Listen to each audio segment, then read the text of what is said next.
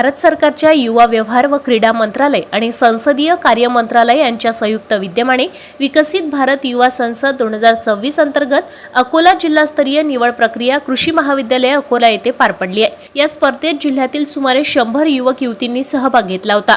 उद्घाटन प्रसंगी पदव्युत्तर शिक्षण संस्थेचे सहयोगी अधिष्ठाता डॉक्टर ययाति तायडे यांनी युवकांमध्ये लोकशाहीची मूल्ये, नेतृत्व गुण आणि सामाजिक दायित्वाची जाणीव निर्माण करण्यासाठी युवा संसद महत्त्वाची असल्याचे सांगितले।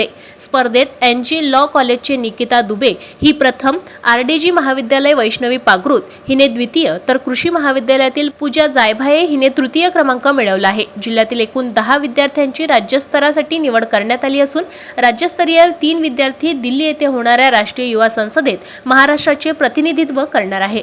ताज्या घडामोडी आणि आपल्या शहरातील बातम्या बघण्यासाठी नंबर 1 न्यूज चॅनलला सबस्क्राइब करा, शेअर करा, आपल्या प्रतिक्रिया कमेंट बॉक्स मध्ये द्या।